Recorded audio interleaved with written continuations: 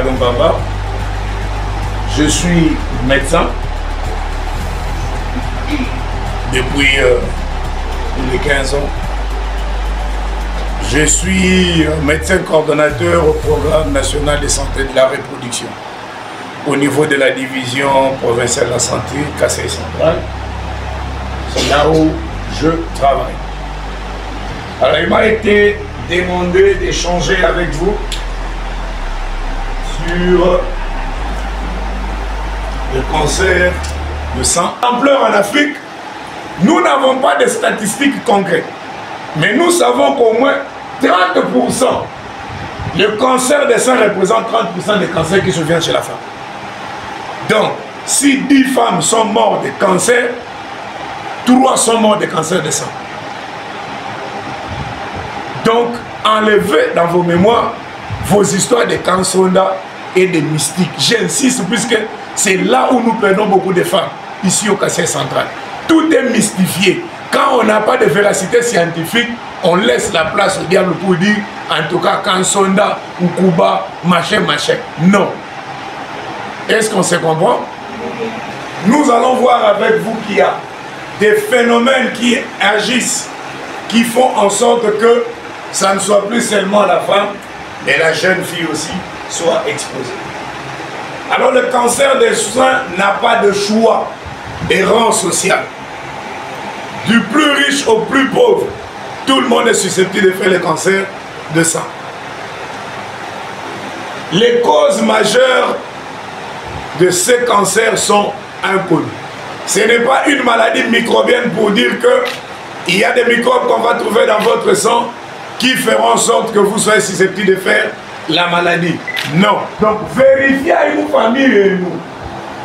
Est-ce que vous n'avez pas une tante qui était décédée d'un cancer des seins?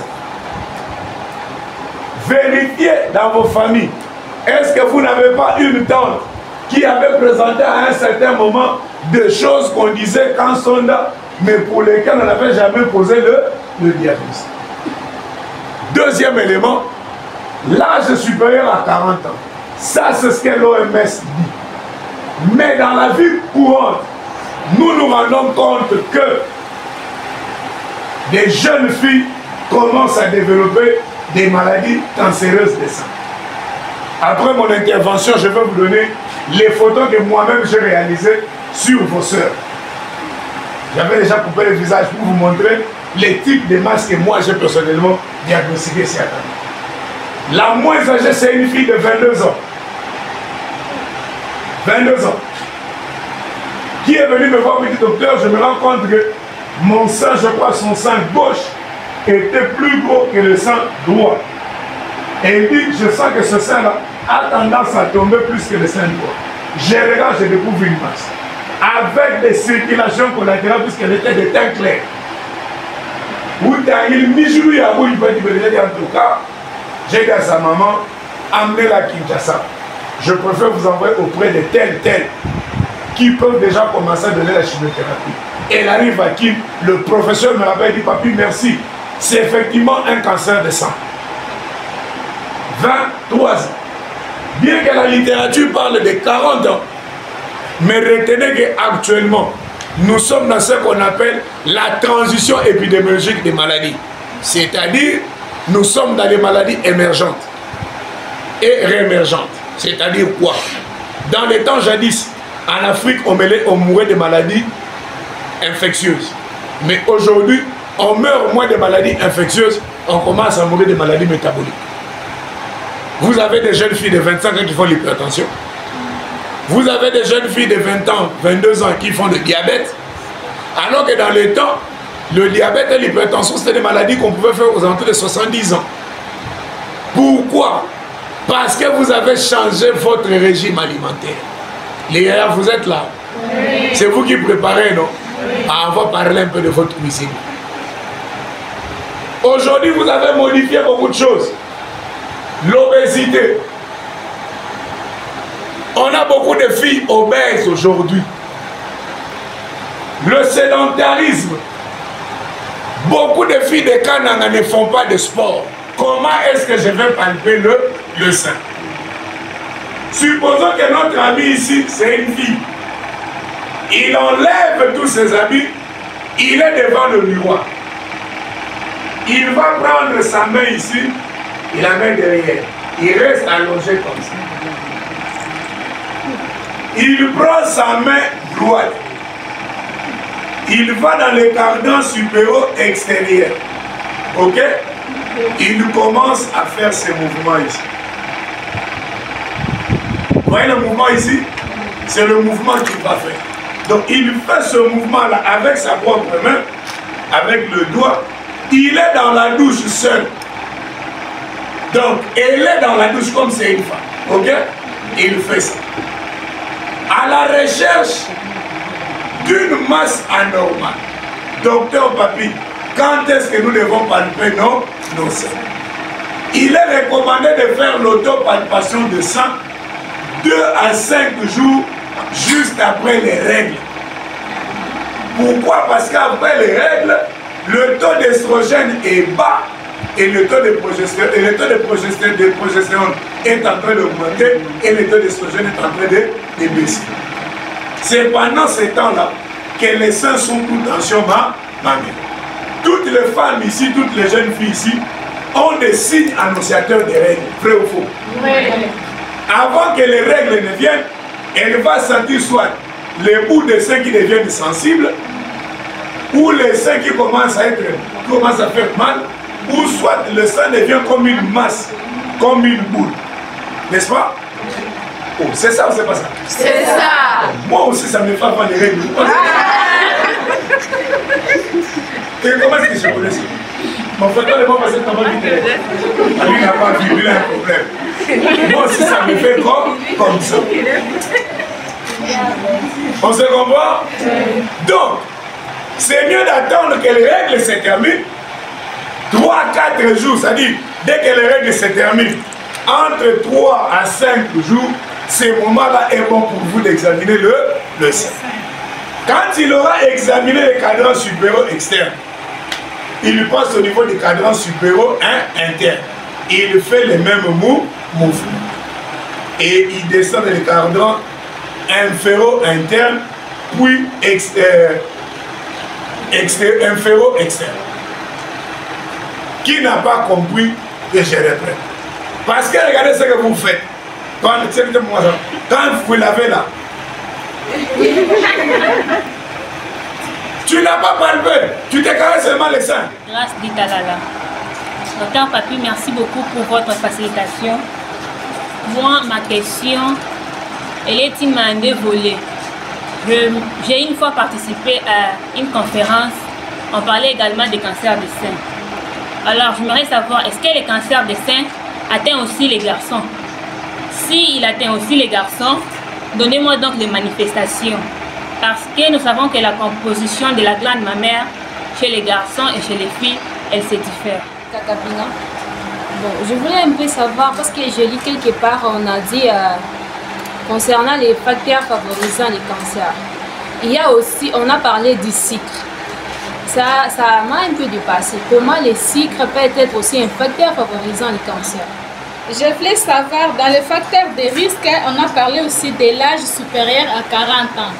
Pourquoi à cet âge que la femme doit présenter, soit atteindre du cancer du sein? Alors les femmes qui sont dans les milieux un peu reculés, vous en tant que docteur, est-ce que vous faites aussi l'effort d'aller aussi donner ce genre de conférences, même pas qu'on puisse vous solliciter, mais vous-même avec votre équipe, pouvez organiser ce genre de conférences, parce que ça nous a un peu aidé, moi personnellement, d'autres histoires que vous avez parlé, ça m'a un peu touché et je peux aussi dans notre association organiser ce genre de conférences.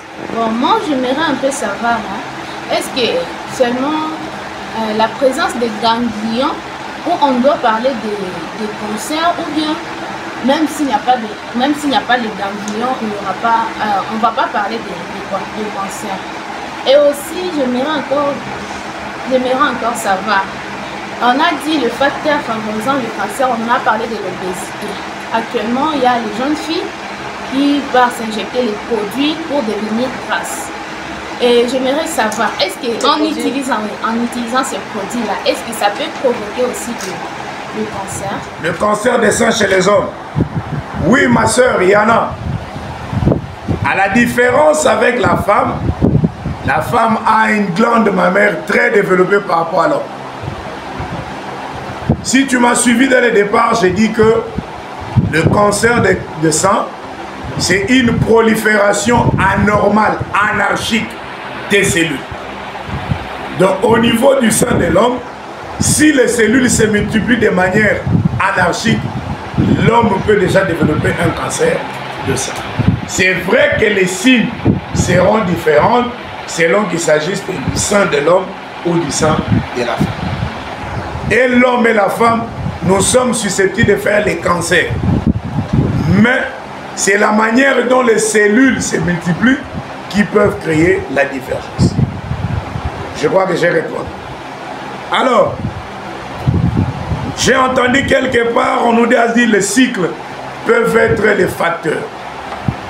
J'ai dit oui et non. Oui, pourquoi? Parce que les cycles menstruels de la femme diffèrent d'une femme à une autre. Je te donne un exemple. Il y a des cycles qu'on appelle le sphingnoménorrhée, c'est-à-dire une femme qui fait 42 jours pour voir les prochains règles. Cette femme-là a déjà un trouble hormonal. Si on ne corrige pas ce trouble hormonal, elle peut s'exposer à autant de complications. Ce sont des femmes qui tombent enceintes au moment où elles s'y attendent le moins. J'ouvre une parenthèse. La plupart des jeunes filles pensent que l'ovulation se déroule au 14e jour. C'est ça, non? Hein, mes amis? Alors je vous dis que ce n'est pas ça. Il n'y a pas un jour ovulatoire, mais il y a une période ovulatoire. Donc toi, tu peux espérer tomber avoir l'ovulation au 14e jour, alors que dans ton cycle, tu vas ovuler au 18e jour. Tu as eu des rapports au 17e jour, dis ça fait 3 jours. Quand tu as ovulation à putain, tu te retrouves au 17e jour, tu as des rapports sexuels non protégés, tu tombes enceinte. Donc il y a un problème hormonal. L'âge au-delà de 40 ans comme facteur de risque. Oui, parce qu'au-delà de 40 ans, il y a un trouble hormonal qui commence à se faire. La femme est éligible pour entrer à la ménopause ou à la préménopause. Pendant ce temps-là, si tu t'es marié en retard et que tu n'as pas suffisamment allaité les enfants ou tes nouveau-nés, tu auras ce problème, tu peux être exposé à cette difficulté-là. La sœur qui m'a parlé, docteur Papi, nous qui sommes sur la ville, vous nous parlez.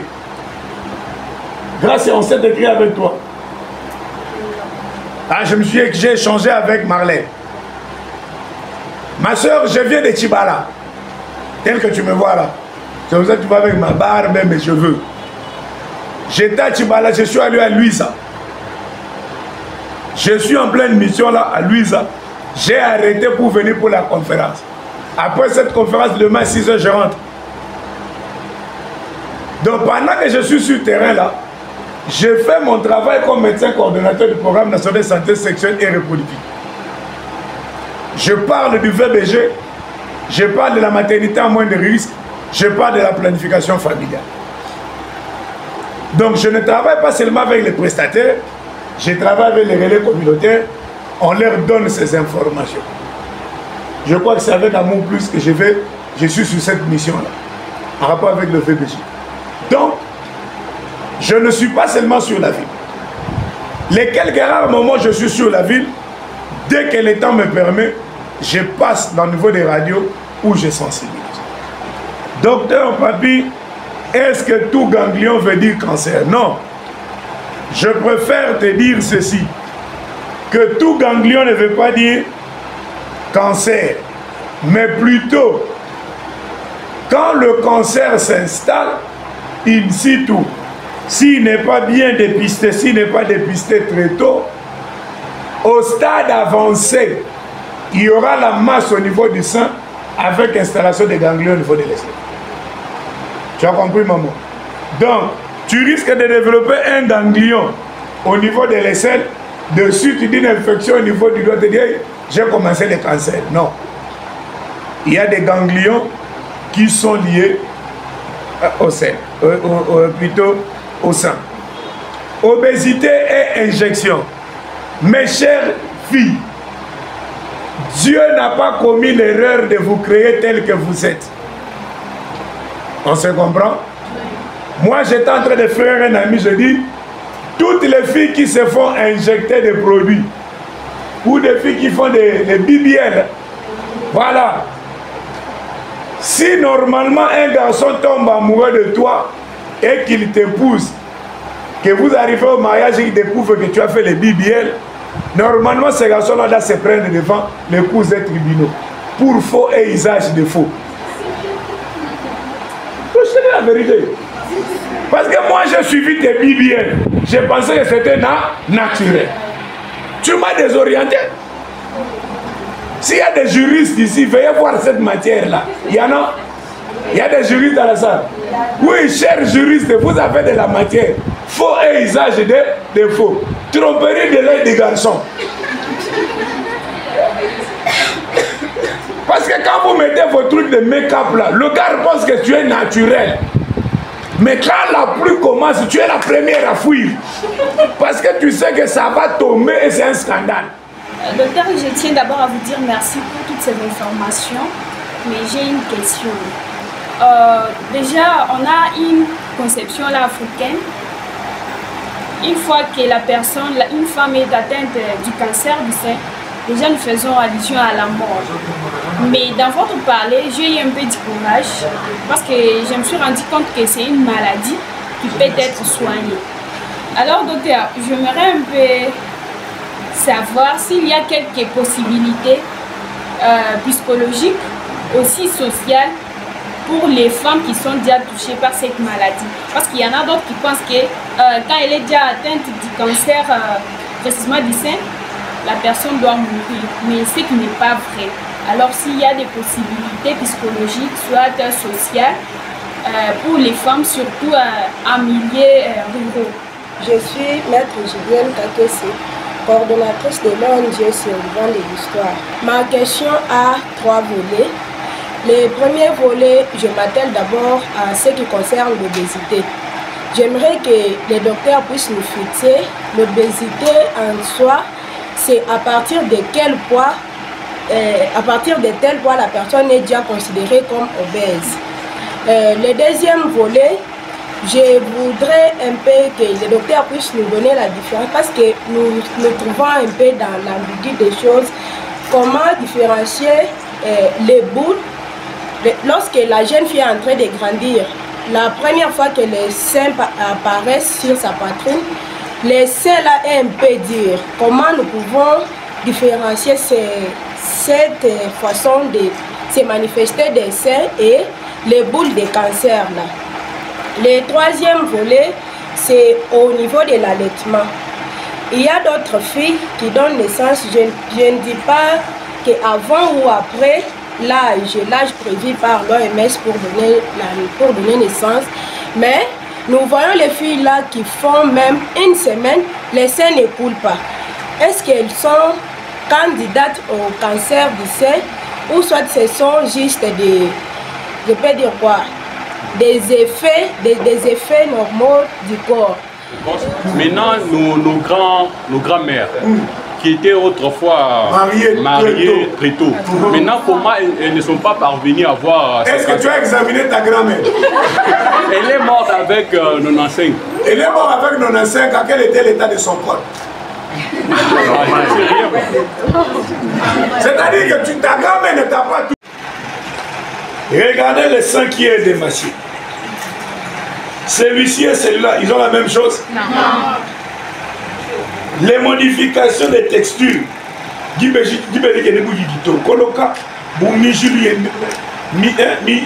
veines sont tout autour de l'aréole. L'écoulement, vous exprimez, vous avez le lait qui sort. La peau d'orange, regardez la peau d'orange. Ces journalistes, mes copines ici n'ont pas vu. Toi aussi tu n'as pas vu. Toi aussi. Et puis, la rétraction Donc, le sein vraiment ratatiné, comme une crêpe. Ok.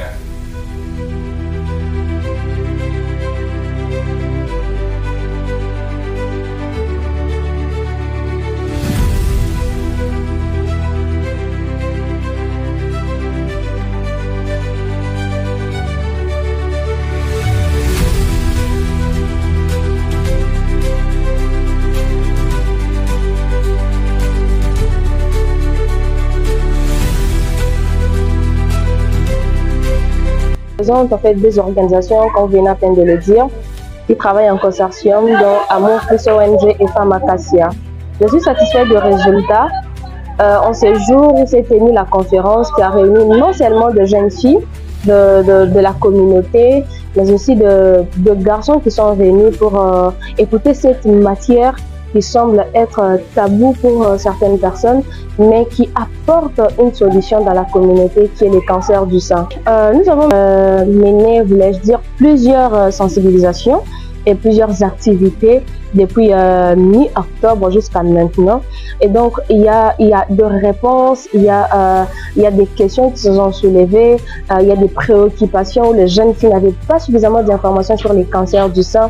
Et donc, avec l'information que nous avons amenée dans la communauté, dans les églises, dans des écoles et même dans cette conférence, suffisamment les jeunes filles ont été formées, si je peux le dire ainsi, ont une nouvelle connaissance sur le cancer du sein.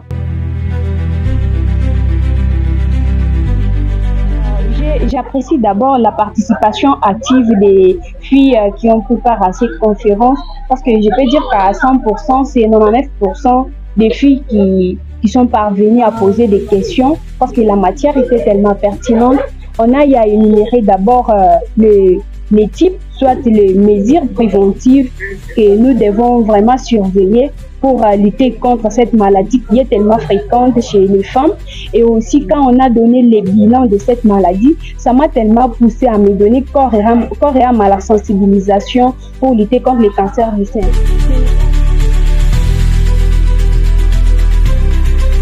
Ah, Octobre Rose, ça nous dit quelque chose. Comme je l'ai dit aux participants, parler du cancer du sein, ça ne s'arrête pas seulement au mois d'octobre. Ça doit rester notre habitude de chaque jour. Donc pour moi, on doit avoir janvier rose, février rose, parce que le cancer du sein ne va pas nous embêter seulement au mois d'octobre. Donc nous devons être vigilants pour les détecter le plus tôt possible, les dépister et pouvoir prendre en charge le plus tôt. Nous étions vraiment marqués, flattés, parce qu'on pensait être devant des gens qui vont vous laisser parler, mais c'est le débat qui nous a poussé à comprendre qu'au niveau de la jeunesse casséenne, il y a une forte demande. Une forte demande, pourquoi? Parce que l'ignorance d'abord. Beaucoup ignorent c'est quoi les cancers de sein et il y a des mythes tout autour et nous avons essayé d'échanger avec eux pour lever un peu l'équivoque sur les mythes et surtout l'implication de la jeunesse puisque ce sont des futures mères. Alors l'auditoire d'aujourd'hui constitue pour nous le mécanisme par lequel on va véhiculer l'information. Docteur Papi à seul ne peut pas couvrir toute la province. Vous, les journalistes qui étaient avec nous, vous avez déjà un soubassement pour faire des émissions, pour sensibiliser. Donc nous sommes tous impliqués. Il s'agit de notre soeur, il s'agit de notre cousine, il s'agit de notre maman qui peut être victime. Si main dans la main nous décidons de dénoncer ou de parler du cancer du col, en tout cas ça serait un avantage pour nous, un atout.